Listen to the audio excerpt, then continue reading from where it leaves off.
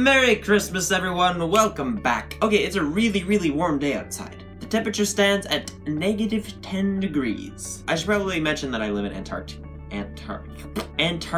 It's a cold place. I live in a cold place. No, actually, it's -10 degrees. I don't live in Antarctica. I live in the US, and it's cold. It is very cold. This is Merry After Christmas, actually. Why am I wearing this hat? I don't know.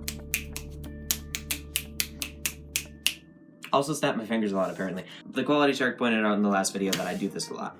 Hello, everyone. How's it going? Look at this. This is a drawing. That's amazing. Look at the amazing world. That's a TV. That's Star Wars. That's The Last Jedi.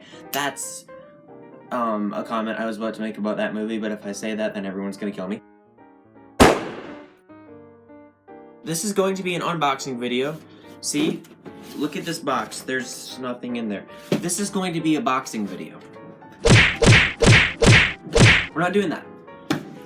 Okay, we are boxing this box. So I'm only going to show you the things that are relevant to this channel, like art supplies I've gotten. First of all, we have these Copic multi-liner pens. Right now I'm going to do a separate video of me drawing a line with each one showing the different widths of the pen. So we have the 0.03, the 0.05, the 0.1, 0.3, 0.5, 0.8, 1, brush S, and brush M.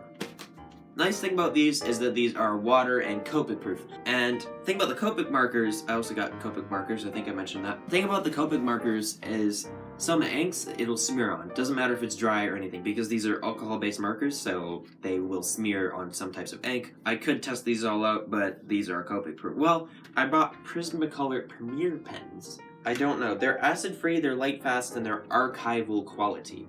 And they look so dang cool that you could scream at the top of your voice, and everyone would care. So moving on, we have our Stillman & Bird 5x8 sketchbook. This is amazing. This is for watercolor and dry media, wet media, dry media, it doesn't matter. Yes, Stillman & Bird, this thing is amazing. But don't use Copic markers because they will bleed through onto the other pages and wreck your sketchbook, so that's not good. I just started drawing Cuphead, if you can see it right there. Let's move on to our mechanical pencils. These are fantastic. This is 0.5mm. I bought a bunch of refills, I don't know where I put them. This is a Graph Gear 1000 Pentel mechanical pencil. I can't talk today. So I want to show you how this thing works up close. Let's focus on you right there. Okay, as you can see, the name and everything, but when you press this, the little mechanical pencil thing comes out. But if you want to make sure that you don't break the tip off of it, you press that, and it goes right back into the pencil. I also got normal mechanical pencils that don't do that, but these are still amazing. This is a Pentel P205. I heard about this on Drawing with Jazza, the YouTube channel that I watch constantly all the time. He says these things are amazing, and I'm beginning to believe him because it's perfect for sketching. It's a mechanical pencil, I know, but it's perfect for sketching. Usually when I sketch stuff, I'll just sketch it with like a normal number 2 pencil, and that's fine. These are good because they have consistent lines. It doesn't matter. You can build it up if you want to. You can make really thick lines, but the lines are so consistent, it's perfect. And they're so light as well. And that's good practice, because if I apply too much pressure like I do with the number 2, that's not really gonna break off. This will. So I have to be extra careful when I draw with these. So yes, these are perfect. It's like $5 for 2 of them and like $3 for 3 packs of refills. So if you want a mechanical pencil that's amazing for sketching, buy this. Also, this is fantastic too. This is like $9, and if you want to protect it, then buy this one because this is amazing as well. There's pretty much no difference between the two other than the retractable thing. So they both use the same size lead. This one's a little bit heavier. Depending on how you want the pen to feel when you're drawing with it, I don't know, your preference. Second to last thing on the list, we have our Copic sketch markers. These are amazing. These are dual tip, they're refillable, and they use alcohol ink. So the neat thing about alcohol ink is it blends insanely well. I'm gonna put a small video here while I talk. So yes, they all blend very well, and what's nice about the gray ones is that if you put another color on top of it, it creates like a nice dark tint, or a lighter tint depending on which gray you use, I suppose.